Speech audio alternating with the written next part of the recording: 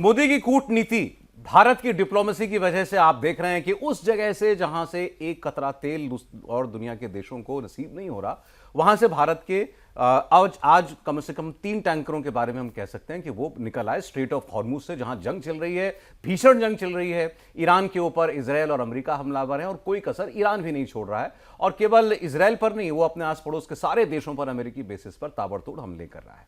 लेकिन ये मुमकिन कैसे हुआ? अमेरिका से लेकर तमाम वेस्टर्न मीडिया हाउसेस में, पाकिस्तान तक के जर्नलिस्ट के बीच में इस बात की चर्चा चल रही है कि भारत ने आखिर उस स्ट्रेट ऑफ हॉर्मुज से अपने टैंकर निकालने में कामयाबी हासिल की कैसे। अगर ये डिप्लोमेसी से हासिल हुआ तो डिप्लोमेसी तो सारी दुनिया कर रही है। ईरान से बहुत से देश जो हैं वो संपर्क करने के प्रयास में भी होंगे, बात हो भी रही होगी।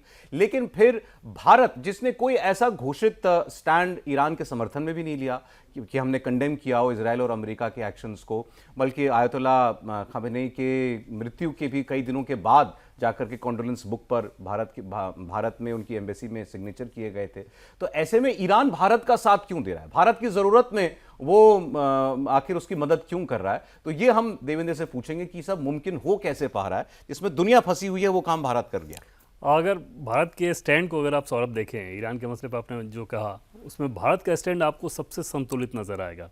दुनिया के बाकी किसी भी देश की बात कर लें, ईरान इजराइल क्राइसिस के दरमियान, चाहे ब्रिटेन की बात करें, फ्रांस की बात करें, जर्मनी की बात करें, चाइना की बात करें, रशिया की बात करें, तो जो भी मेजर कंट्री हैं, बड़े देश हैं, और उसमें आप देखेंगे कि भारत एक ऐसा देश है जो कि दोनों ही तरफ से संतुलित है। किसी एक तरफ उसका कोई टिल्ट हो वो नज़र नहीं आ रहा है। ब्रिटेन का एक टिल्ट है, जर्मनी का एक टिल्ट है, फ्रांस का एक टिल्ट है, रशिया का टिल्ट है, चाइना का टिल्ट है, टर्की का टिल्ट है, सभी देशों का टिल्ट है। भारत मेजर कंट्री में अगर आप देखें तो एकदम से संतुलित है, और वो चीज़ जो है कि भारत के डिप्लोमेसी की एक बड़ी ताकत। दूसरी चीज़ कि भारत ने इस क्राइसिस को जिस तरीके से हैंडल किया, जैसे ईरान को ये कहना कि हमारे लोगों की सुरक्षा वहाँ इंपॉर्टेंट है हमारे लिए।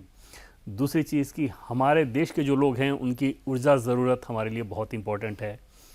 तीसरी चीज़ कि ईरान जिस क्राइसिस में है और आगे उसको जो ज़रूरत पड़ने वाली है, उसमें उसको पता है कि भारत का रोल बहुत अहम रहेगा। और भारत ने भी ईरान की कई सारी चीज़ों की पोजीशनिंग की पहले अनदेखी की है। जैसे कश्मीर के मसले पे या माइनॉरिटीज़ के मसले पे ईरान के हम नहीं कहीं जैसे जैसे बयान आते रहे हैं, बावजूद इसके भारत ईरान के साथ अपने रिश्ते को अच्छा रखा, क्योंकि भारत ये समझ रहा था कि ईरान की जो अपनी मजबूरी है, कुछ एक पॉलिटिकल कंपल्सन होते हैं, देश का आपका जो मूड है थोड़ा बहुत उसका ध्यान रखना होता है। तो उस तरह की चीज़ों के लिहाज से खamenei उस तरह का बयान देते थे या ईरान की तरफ से वो बयान आता था। लेकिन कश्मीर के मसले पे जब कोई बड़ी बात होती थी, जैसे यूनाइटेड नेशन में, तो वहाँ पर ईरान उस हिसाब से भारत की मुखालफत नहीं करता था जैसा कि वो IAC के बाकी देश करते थे। तो भारत उस पोजिशनिंग को ईरान को समझते रहा था। ईरान भी अभी ये समझ रहा है कि उसके साथ भारत की मित्रता इजराइल की भारत की मित्रता की कीमत पर नहीं हो सकती। अगर भारत को आतंकवाद के खिलाफ लड़ना है, अपनी सुरक्षा ज़रूरतों को पूरा करना है, तो इजराइल उसका एक महत्वपूर्ण साझेदार देश है।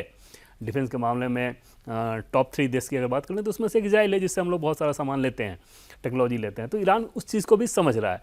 तो एक व्यवहारिकता के आधार पर आप कह सकते हैं कि ईरान को ये पता है कि हाँ, भारत में अधिकांश लोग ऐसे हैं जो कि ईरान पर अगर बमबारी हो रही है तो कम से कम उसका समर्थन नहीं कर रहे हैं, उस बमबारी का ज़ोरदार मुखालफत भी अगर ना हो तो समर्थन भी नहीं आ रहा हो, कहीं ना कहीं उस पेन को महसूस किया जा रहा है।